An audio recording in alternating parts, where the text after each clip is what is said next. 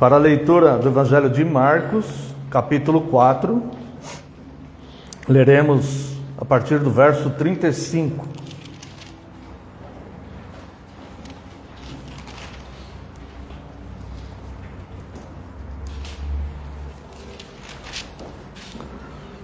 Naquele dia, sendo já tarde, disse-lhe Jesus: passemos para outra margem. E eles, despedindo a multidão, o levaram assim como estava no barco, e outros barcos o seguiam. Ora, levantou-se grande temporal de vento, e as ondas se arremessavam contra o barco, de modo que o mesmo já estava a encher-se de água. E Jesus estava na popa, dormindo sobre o travesseiro. Eles o despertaram e lhe disseram: Mestre, não te importa que pereçamos? E ele, despertando, repreendeu o vento e disse ao mar: acalma-te, emudece. O vento se aquietou e fez-se grande bonança. Então lhes disse: por que sois assim tímidos? Como é que não tendes fé? E eles, possuídos de grande temor, diziam uns aos outros: quem é este, que até o vento e o mar lhe obedecem? Também convido a amada congregação para a leitura do livro de Jonas,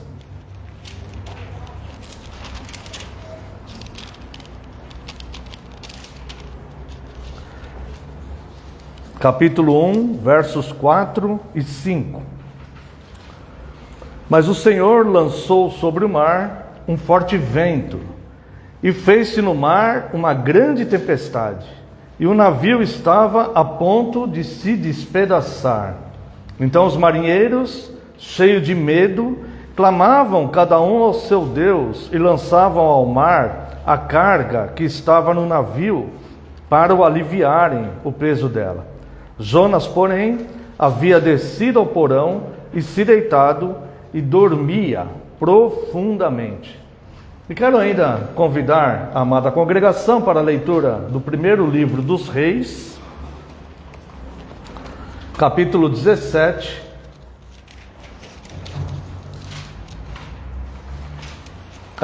capítulo 19, leremos o verso 4.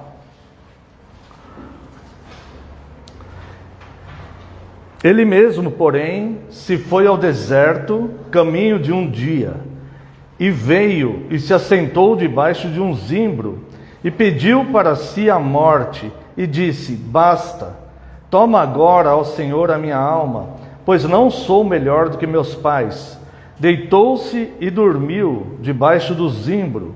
Eis que um anjo tocou e lhe disse: levanta-te e come. Olhou ele e viu junto à cabeceira um pão cozido sobre pedras em brasa e uma botija de água. Comeu, bebeu e tornou a dormir. Até aqui, vamos fazer uma breve oração. Pai eterno, bendito e santo, a Ti rendemos toda a graça, Deus, todo louvor, toda adoração, ó Deus. Trazemos toda a nossa gratidão diante do Senhor. E neste momento, Pai, diante da Tua Santíssima Palavra, rogamos pelo Teu auxílio, o Senhor que é todo-poderoso, o Senhor que pode todas as coisas. Por favor, fale conosco, Senhor. Que o Seu Santo Espírito, Pai, segundo a Tua vontade, possa iluminar nas nossas almas e corações essa Tua Palavra já revelada. E que neste momento, Senhor, eu diminua e só prevaleça a Tua Palavra, porque a Tua Palavra é a verdade. Em nome de Jesus, Teu Filho amado, é que oramos. Amém, Senhor. Amada Igreja do Senhor Jesus Cristo, venho-vos proclamar o Senhor da fé, a verdadeira e plena fé. Obrigado, Deus abençoe. Aproveitar e tomar.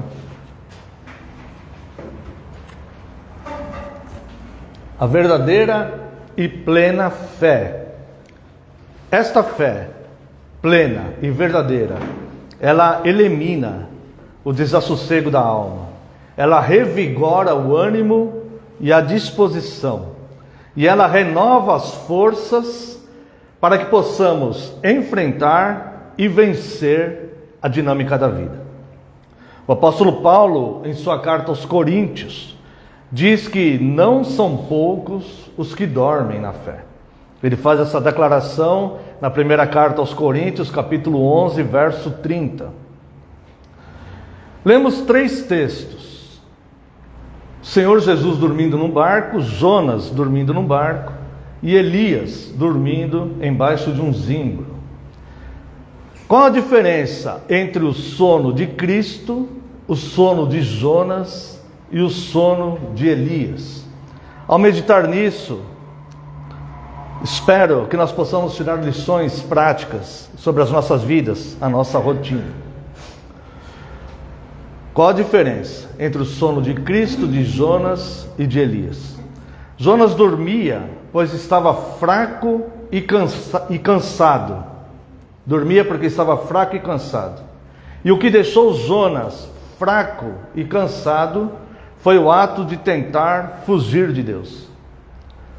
Ao priorizar e escolher a sua vontade e as suas próprias obras e as suas próprias decisões, Jonas se viu na situação de ter que fugir de Deus.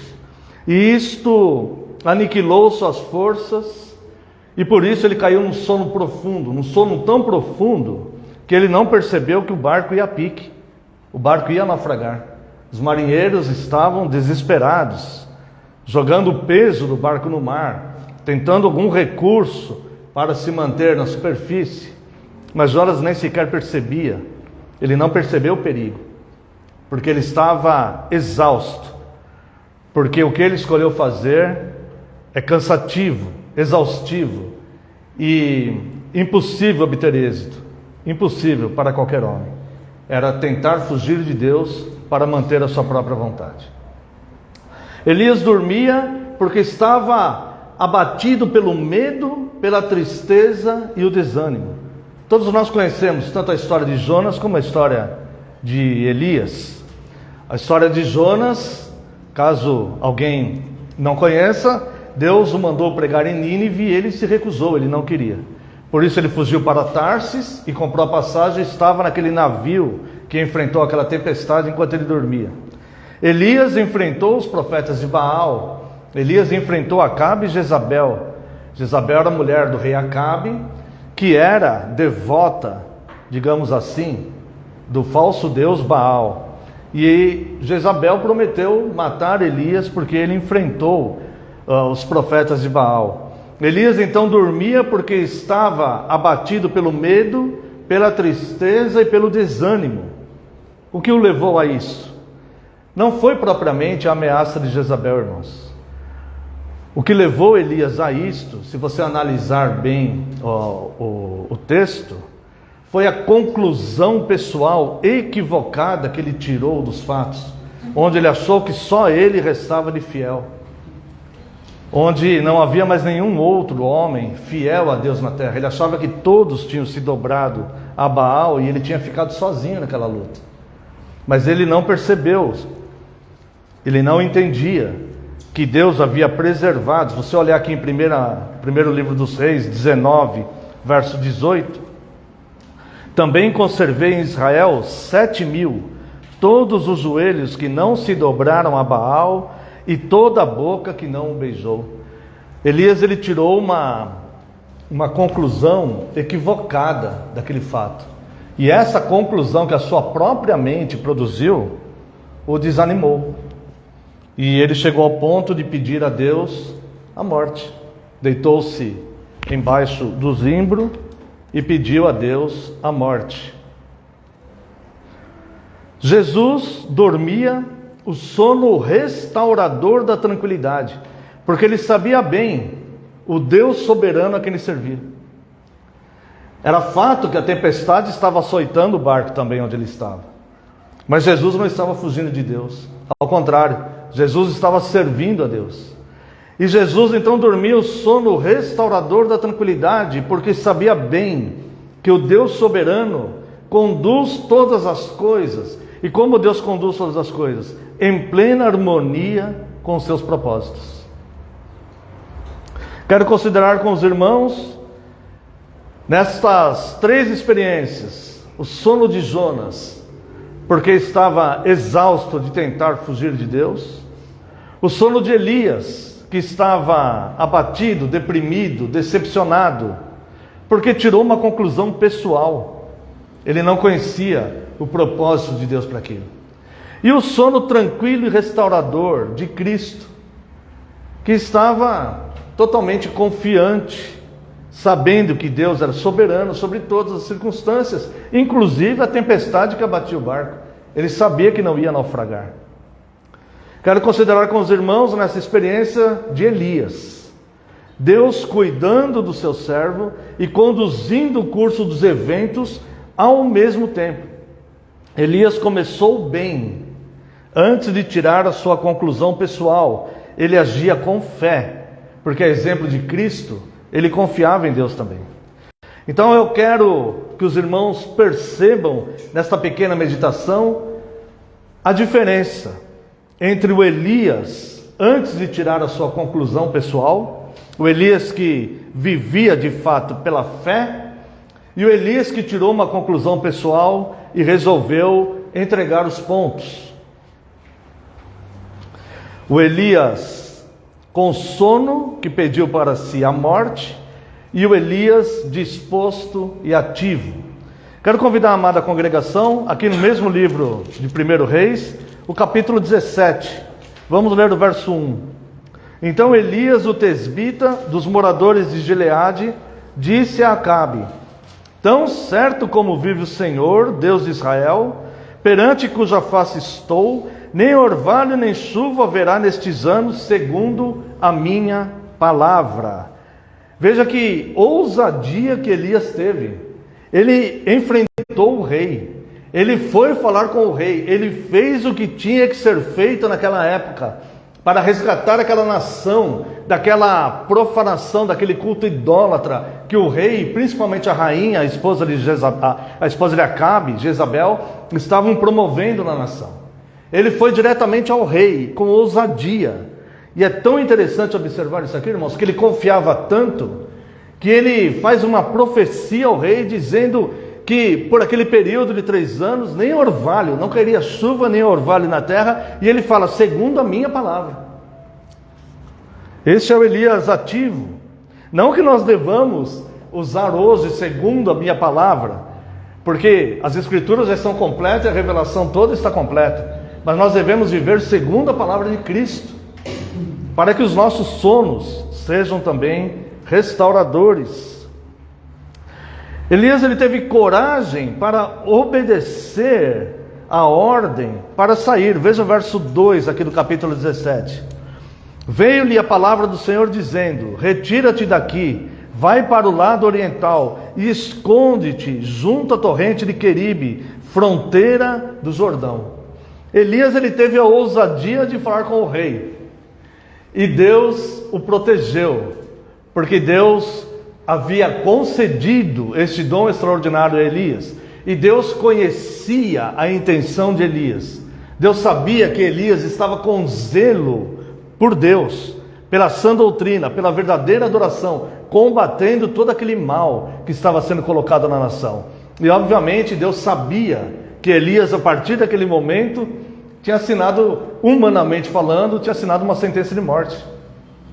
E Deus então fala para Elias: saia daqui, veja o verso 2, retira-te daqui, vai para o lado oriental e esconde-te junto à torrente de Queribe, fronteira ao Jordão, beberás da torrente, e ordenei aos corvos que ali mesmo te sustentem. Observe que quando veio a palavra do Senhor dizendo: retira-te daqui, vai para o lado oriental e esconde-te junto à torrente, Elias, ele simplesmente obedeceu. Elias poderia dizer: não, eu estou capacitado com dons extraordinários, eu posso clamar e pedir que venha um raio sobre Jezabel, mas Elias não pensou nisso. O primeiro pensamento daquele que de fato serve a Deus, daquele que de fato tem amor e gratidão por Deus, daquele que de fato está vivendo a fé em Deus, é a submissão a Deus, nunca a exaltação pessoal. Lembra, nós falamos uma outra vez o que João Batista disse: Importa que eu diminua e que ele prevaleça. Então Elias, mesmo sendo capacitado com aquele dom extraordinário, Elias, ele prioriza a obediência, ele era submisso a Deus. E nós lemos aqui o verso 4, né? E nós vamos ver a resignação que Elias teve para aceitar o momento. Verso 4: beberás da torrente, e ordenei aos corvos que ali mesmo te sustentem. Foi, pois, e fez segundo a palavra do Senhor. Retirou-se e habitou junto à torrente de Queribe, fronteira ao Jordão. Os corvos lhe traziam pela manhã pão e carne, como também pão e carne ao anoitecer, e bebia da torrente. No início deste culto nós falamos uma diferença que existe entre o cristão que medita no sofrimento de Cristo, entre o cristão que procura entender o sofrimento de Cristo, e o cristão que ele não medita no sofrimento de Cristo, e ele vai acabar se achando ele o centro das atenções. Elias, se ele fosse, nos dias de hoje, o segundo cristão que nós mencionamos, ou seja, aquele que acha que tudo gira em torno dele, que Deus vai trabalhar por ele, que Deus vai exaltá-lo e que Deus vai fazer tudo por ele, simplesmente ele questionaria a Deus agora aqui. Porque ele diria: por que corvos? Irmãos, os corvos, eles eram considerados ave imunda pelos judeus. Eles são aves de rapina. Os corvos, eles se alimentam de restos mortais. Por que não aves puras e aves limpas para trazerem o alimento, a carne para Elias? Uma vez que o próprio Elias profetizou que haveria fome, Deus honrou esta palavra, porque Elias estava servindo a Deus com fidelidade e o coração submisso a Deus. Elias estava obedecendo a Deus. Deus mandou Elias ir para aquela torrente onde havia água. Ali a água ainda não havia secado. E Deus mandou Elias ali. Mas e o alimento? Deus providenciou corvos que alimentassem Elias. E os corvos levavam carne e pão para Elias. Por que os corvos? Elias podia questionar: por que não aves puras? Por que não aves limpas? Por que corvos? Uma vez que corvos eles se alimentam de restos mortais e são aves impuras. Irmãos, nós nunca devemos fazer o trabalho de Deus. Nós nunca devemos questionar a Deus por que assim ou por que não de outro jeito. Isso não é o nosso trabalho, essa não é a nossa função. O nosso trabalho e a nossa função é confiar na providência de Deus e sermos fiéis a Deus. Sermos totalmente fiéis a Deus. Há pensamentos, a Bíblia não diz isso, mas existe uma lógica nisso que eu vou dizer. Os homens de Jezabel e de Acabe poderiam simplesmente tentar ver onde Elias estava, onde havia vida. E para o lado onde voavam as aves limpas, ele poderia pensar: ali ainda tem água, ali tem vida. E para o lado onde voavam as aves impuras, como os corvos, não, para lá só tem restos mortais. Os corvos estão indo buscar alimentos aonde existe morte. É muito simples chegar a esta conclusão e a esta lógica. Os urubus, por exemplo, eles vão onde tem morte. Se você vê uma concentração de urubu, você sabe que tem algum animal morto por ali. Então seria uma conclusão lógica naquela época, eles olharem para os céus e verem onde estão as aves limpas e aonde estão as aves impuras, os corvos. E chegarem à conclusão: bom, se as aves limpas estão para cá, deste lado existe vida, vamos procurar Elias por ali. Para o lado de lá já não tem mais vida, porque ali está vendo a concentração dos corvos, das aves impuras, onde eles estão buscando ali restos mortais. Então não compete a nós perguntarmos por que isso e por que aquilo, muito menos fazermos exigências a Deus. A nossa resposta a Deus é sempre gratidão. Se são os corvos que vão nos trazer o alimento, obrigado, Senhor, pela tua provisão. Obrigado porque estou me alimentando. Obrigado porque o Senhor está me mantendo com vida. Não importa a fonte pela qual está chegando esse alimento à minha mesa, mas eu sou grato ao Senhor que está me mantendo com vida. A segunda questão que vemos aqui é que depois de toda essa providência de Deus, após Elias ter falado com o próprio Acabe, a torrente secou. Vamos ver o verso 7 aqui. Mas passados dias, a torrente secou, porque não chovia sobre a terra, segundo a própria palavra de Elias.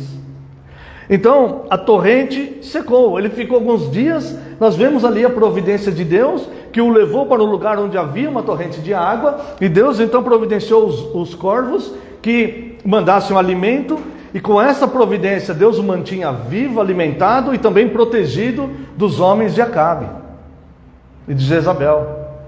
Mas parece que estava tudo bem, agora era só esperar passar o tempo da seca e tudo voltar ao normal, né? Não, a torrente secou também.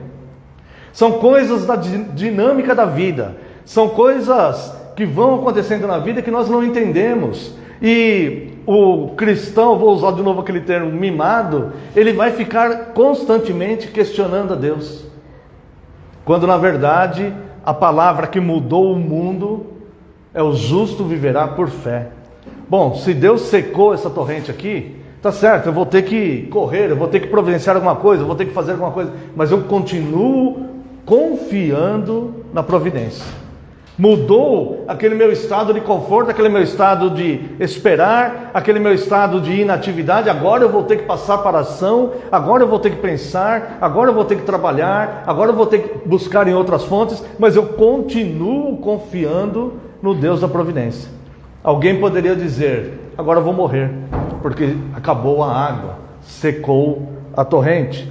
Mas Elias, ele teve a compreensão para entender a dinâmica da vida e o agir de Deus. E Elias então, ele volta a agir com obediência. Vamos ver aqui o verso 8. Então lhe veio a palavra do Senhor dizendo: dispõe-te, vai a Serepta, que pertence a Sidom, e demora-te ali, onde ordenei uma mulher viúva que te dê comida. Então ele se levantou e foi a Serepta. Chegando à porta da cidade, estava ali uma mulher viúva, apanhando lenha. Ele a chamou e lhe disse: traze-me, peço-te, uma vasilha de água para eu beber.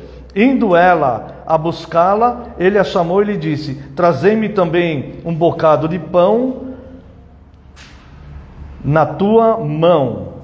Bem, aqui eu creio, ou passa-me pela cabeça, mas é uma opinião pessoal minha, que Elias talvez tivesse pensado: bom, agora a situação ficou melhor do que eu estar na torrente. Se Deus me mandou na casa dessa viúva, é que certamente essa viúva tem recursos. Certamente essa viúva tem armazenado aqui alimentos, ela tem alguma fonte de água, alguma nascente, ela tem alguma providência para mim.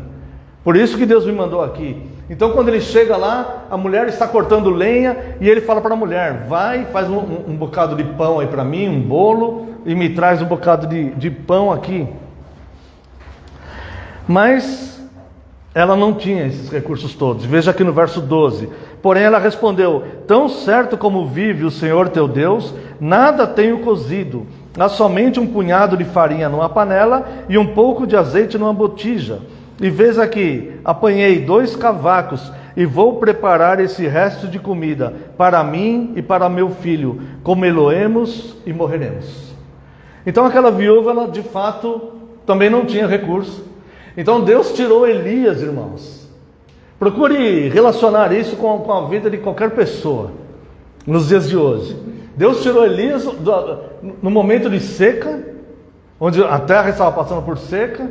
Deus havia colocado Elias no lugar onde Deus o protegia, onde havia uma torrente de água, e Deus mandava os corvos para ele. Mas só que aquela torrente secou. E Deus então manda ele procurar uma viúva na cidade de Serepta. Provavelmente, a Bíblia não diz, né? Mas provavelmente ele pensou: bom, ali tem recurso. Quando chegou lá, ele pediu alimento para aquela viúva, ela fala: só tem essa pequena porção, vou fazer para mim e para o meu filho, porque nós vamos comer e vamos morrer. Porque depois disso não tem mais. É o último recurso. Mas Elias, mais uma vez, ele parece que compreender a Deus. Porque parece que ele entende, parece que a visão dele não é aquela assim: Deus está me protegendo, Deus está me guardando, Deus está me alimentando. Não é só isso a visão dele.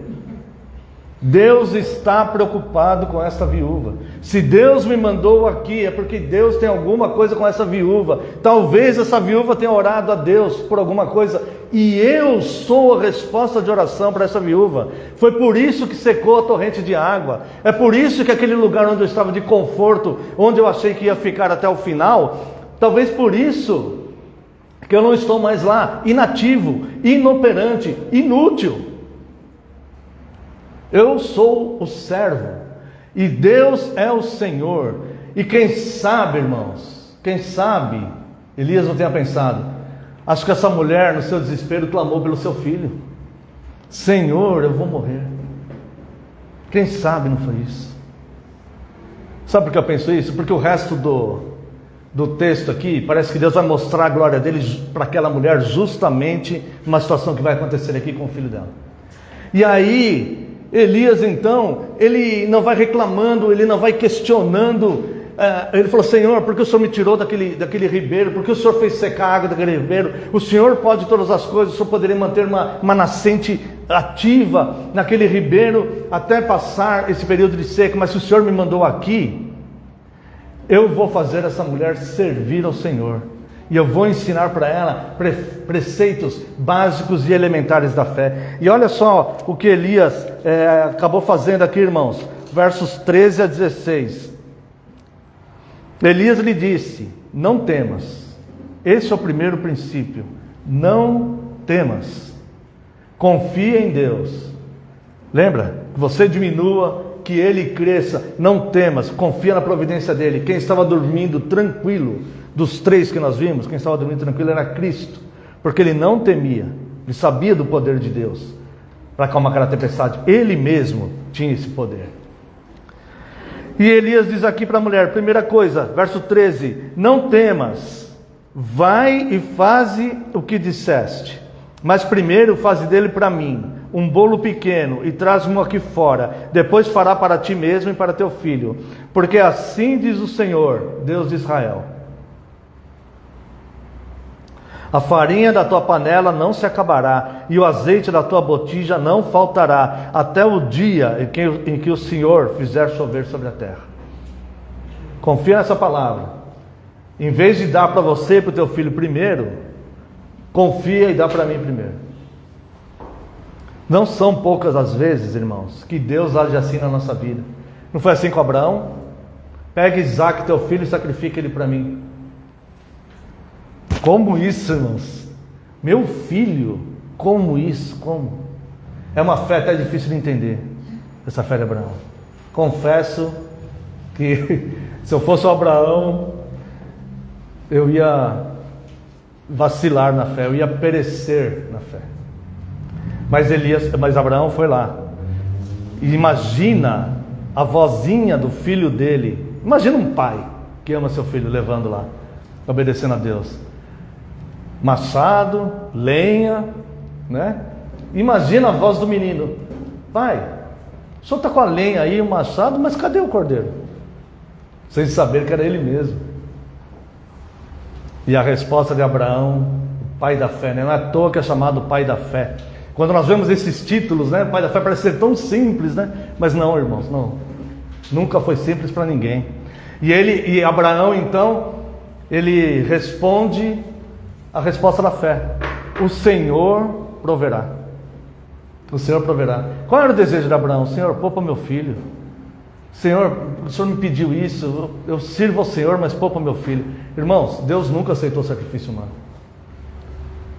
Tem a história de Jefté, que sacrificou a própria filha, mas não foi Deus que pediu.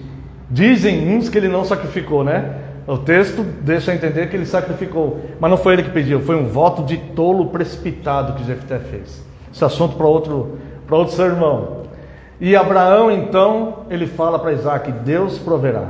E agora que Elias fala para uma mãe viúva, sozinha, que cuida daquele filho, diante de uma fome na terra, não há mais água, escassez de alimento, ela só tem o suficiente para uma refeição. E ela fala: eu vou comer, vou dar para o meu filho vai comer também, vai morrer porque não tem mais para onde ir. Mas Elias lança a rede da fé no coração daquela mulher. Faz primeiro para mim e depois para você e para o seu filho. Tipo assim, parece um pedido tão estranho, né? Primeiro você faz para mim, depois que sobrar você faz para você e para o seu filho. Então uma mulher desesperada. Mas aí ele lança a palavra de Deus no coração daquela mulher. E ele fala assim: porque assim diz o Senhor, Deus de Israel, a farinha da tua panela não se acabará e o azeite da tua botija não faltará, até o dia em que o Senhor fizer chover sobre a terra. E a mulher confiou. Ela confiou na palavra. Foi ela e fez segundo a palavra de Elias. Assim comeram ele, ela e sua casa muitos dias. Da panela a farinha não se acabou, e da botija o azeite não faltou, segundo a palavra do Senhor, por intermédio de Elias. Ela confiou naquela palavra de Deus, e Deus cumpriu a palavra. Irmãos, Elias viveu antes da revelação completa das Escrituras. Hoje, o assim diz o Senhor as Escrituras. Deus fala conosco através das Escrituras. Nenhuma dessas palavras que foram reveladas pelo próprio Deus, elas mentirão para você. Nenhuma delas. Todas as profecias, todas as vezes, eu não me refiro a quando um homem diz para você, assim diz o Senhor. Não existe garantia nenhuma. Mas quando a palavra de Deus, quando você está orando na sua aflição, na sua angústia, e a palavra de Deus, e você vê Deus falando com você nas Escrituras, num sermão expositivo das Escrituras, nenhuma dessas promessas falhará na sua vida. Porque Deus não é homem para mentir. Nenhuma dessas promessas falharão na sua vida. E aquela mulher estava numa situação que nos faz pensar também, né? E se eu negar diminuir o alimento do meu filho para alimentar um homem? Talvez, mas ela confiou. E de fato não faltou, e eles comeram por muitos dias, muitos dias, muitos dias. Mas Deus mostra a sua glória. E a dinâmica da vida e as suas circunstâncias trouxeram um mau acontecimento. E quem poderia esperar aquilo?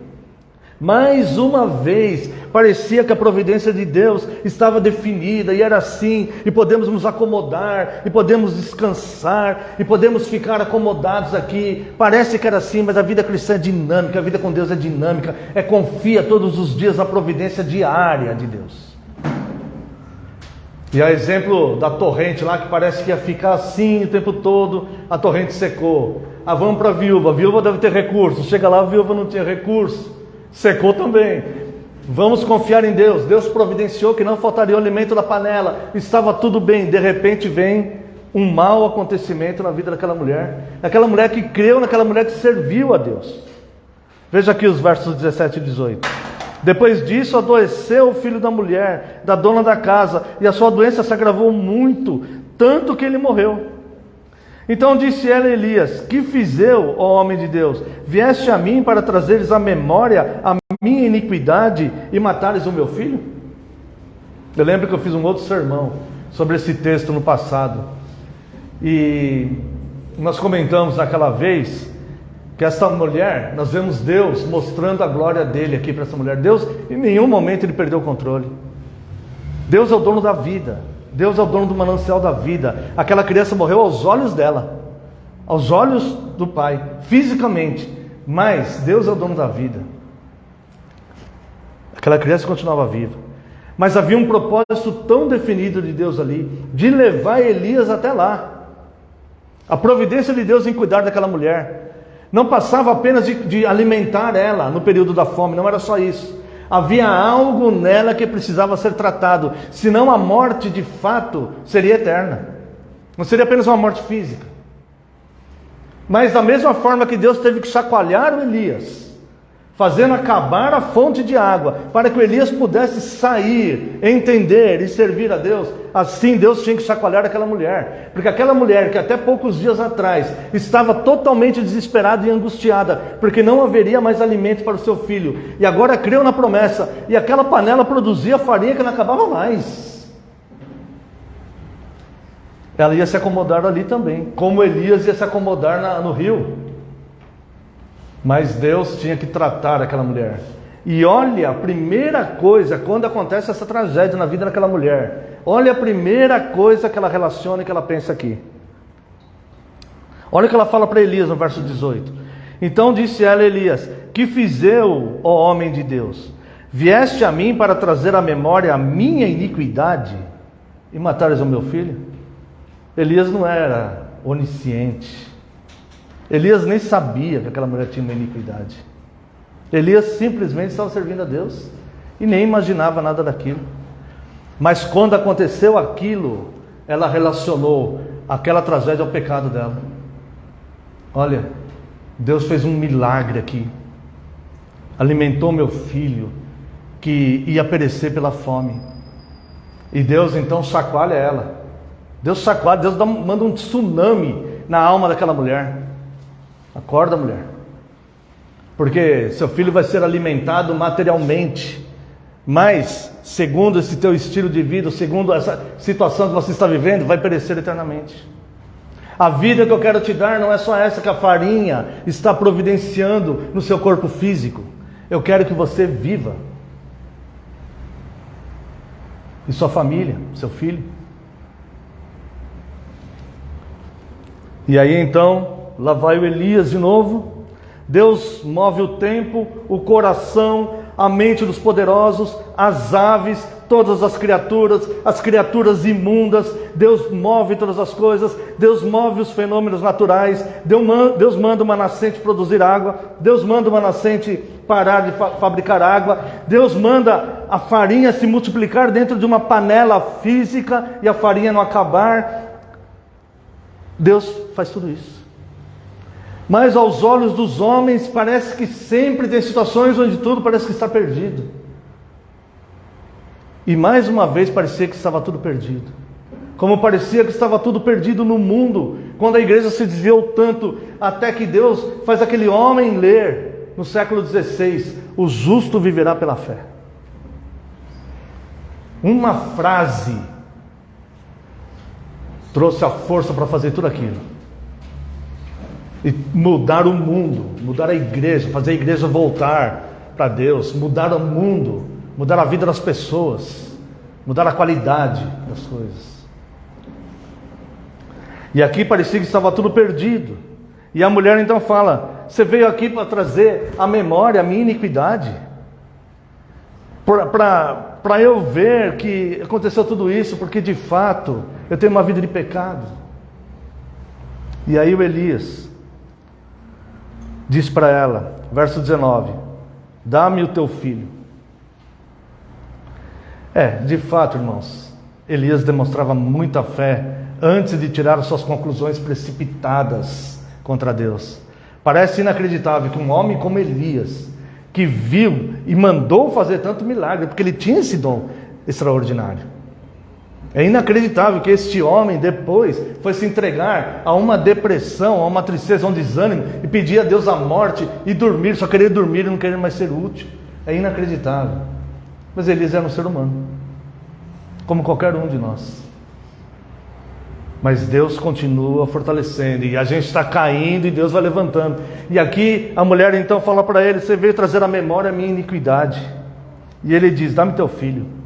Tomou dos braços dela e o levou para cima, ao quarto, onde ele mesmo se hospedava, e deitou o menino em sua cama. Então clamou ao Senhor e disse: olha só como a fé de Elias. Ele tinha aquele dom de fato, que Deus concedeu a ele, mas a fé dele era totalmente em Deus. Totalmente em Deus. Há alguém que possa dizer: não, mas quando ele falou para Acabe, ele falou segundo a minha palavra. Não, ele falou porque ele sabia que ele tinha aquele dom que vinha de Deus, e ele sabia que ele estava fazendo corretamente a obra de Deus. E aqui então, verso 20: então clamou ao Senhor e disse: ó Senhor meu Deus, também até esta viúva com quem me hospedo afligiste mandando teu filho? Entenda, perceba, Elias também não entendia os propósitos de Deus. Nós olhamos Elias como se ele fosse um super-homem, um homem onisciente que conhecesse todas as coisas. Elias, ele não conhecia o agir de Deus. Por que, Senhor? A mulher me hospedou, a mulher me deu o alimento. Por que o Senhor tirou a vida do filho dela? Mas realmente é difícil de entender, né? Mas Deus tem seus propósitos, Deus sonda mentes e corações, Deus sabe o futuro, Deus tem controle de tudo nas suas mãos. Não temas.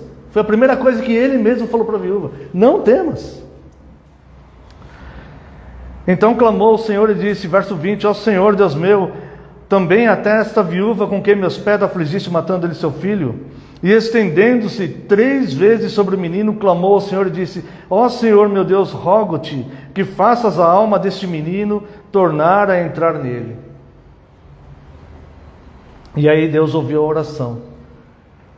Assim como Deus ouve a oração de Elias, Deus também ouve as nossas orações. O Senhor atendeu a voz de Elias, e a alma do menino tornou a entrar nele e viveu. Perceba que a vida está na alma da pessoa. Mesmo quando o corpo morre, a alma continua vivendo. E este corpo, ele voltou a viver porque aquela alma viva entrou naquele corpo de novo. Porque Deus assim determinou. Elias tomou o menino, o trouxe do quarto à casa e o deu à sua mãe e lhe disse, vê, teu filho vive. Então a mulher disse a Elias, nisto agora conheço que tu és homem de Deus e que a palavra do Senhor na sua boca é verdade. Então aquela mulher, ela reconheceu. A Bíblia aqui, ela não vai explicar em detalhes o tratar de Deus no coração daquela mulher, na alma daquela mulher. Mas Deus tratou aquela mulher ali. Deus tratou aquela mulher. E ela percebeu então a sua iniquidade, ela percebeu a sua própria miséria espiritual. Ela estava desfrutando de um milagre maravilhoso de Deus. Mas aquilo iria acomodá-la, continuando na sua vida de pecado. E Deus então chacoalha ela. Deus repreende os que amam. E era a forma dela abrir os olhos para Deus. E ela fala, veio trazer à memória a minha iniquidade. Ela não fala nem pecado, irmãos. É iniquidade. É pecado sobre pecado, pecado sobre pecado, pecado sobre pecado. Assim como a graça é favor sobre favor, favor sobre favor, favor sobre favor, o pecado, a iniquidade é pecado sobre pecado, pecado sobre pecado, pecado sobre pecado. E ela então, depois no final, ela reconhece esta ação maravilhosa e reconhece que de fato Deus enviou um homem ali que levou a palavra de Deus e que tratou a questão do alimento humano que eles precisavam, e Deus mostrou a glória dele. É teu filho que você está preocupado? Sua preocupação é essa? Você tem que preocupar com o pecado que está te corroendo, que vai matar você e seu filho eternamente. E aí então Deus faz isso, devolve a alma do menino e cura aquela mulher daquele mal. Esses acontecimentos parecem para muitos serem fatos que ficaram perdidos no tempo, no Antigo Testamento. Mas o contexto bíblico nos informa que Deus não muda e age assim em nossas vidas hoje também. Quero convidar os irmãos para nós terminarmos esse sermão, Tiago, capítulo 5. Uma informação aqui do Novo Testamento sobre Elias. Tiago, capítulo 5, versos 17 e 18. Elias era homem semelhante a nós, sujeito aos mesmos sentimentos, e orou com instância para que não chovesse sobre a terra, e por 3 anos e 6 meses não choveu, e orou de novo, e o céu deu chuva, e a terra fez germinar os seus frutos. Elias era um homem semelhante a nós, sujeito aos mesmos sentimentos. E mesmo depois de ver tanto milagre, e ele mesmo, com o dom extraordinário que ele tinha, promover tantos milagres, como um homem igual a nós, semelhante a nós, e sujeito aos mesmos sentimentos, ele caiu no erro de tirar uma conclusão precipitada. Quantas vezes nós tiramos conclusões precipitadas, irmãos? É inacreditável, parece que a gente não aprende. Por mais vivência que temos, muitas vezes tiramos conclusões precipitadas. E ele tirou uma conclusão precipitada. Portanto, amados irmãos, e ele dormiu ali aquele sono, porque ele achava que só havia ele de homem fiel na terra. Mas Deus havia preservado 7.000. Portanto, amados irmãos, se for para dormir, durmamos o sono da confiança, que nos restaurará para trabalharmos durante o dia, para vencermos este mundo mau. e não o sono do cansaço inútil de ficar tentando fugir de Deus, e nem os dias de péssimas conclusões que tiramos sobre circunstâncias ou pessoas, mas que nós possamos ter o sono da tranquilidade para nos restaurar, para que possamos continuar essa peregrinação, trabalhando enquanto é dia. Como resposta desse sermão, quero convidar a amada congregação para louvarmos a Deus com o Salmo 146.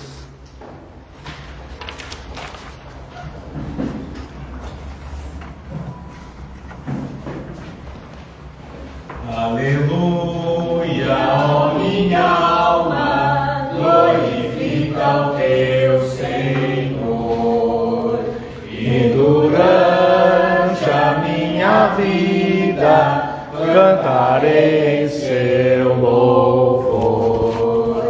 Não confieis em governantes, nem nos homens para salvar. Seus projetos cessam todos quando o Espírito lhe sai. Bem-aventurado aquele cujo Deus é o de Jacó, que recebe seu auxílio, esperando em Deus Javé. Ele fez os céus e a terra, fez o mar e tudo mais, e fiel eternamente o Senhor se manterá. Faz justiça aos oprimidos, ao faminto dá o pão. O Senhor liberta os presos, abatidos põe de pé. O Senhor ao justo ama, faz o cego enxergar. Sobre órfãos e viúvas seu amparo ele dá. O Senhor ao forasteiro lhe concede proteção, mas dos ímpios o caminho o Senhor transtornará. Para sempre o Senhor reina, ó Sião, teu Deus é rei. De uma geração a outra, reina Deus, aleluia. Convido a amada congregação que se coloque em pé. Estaremos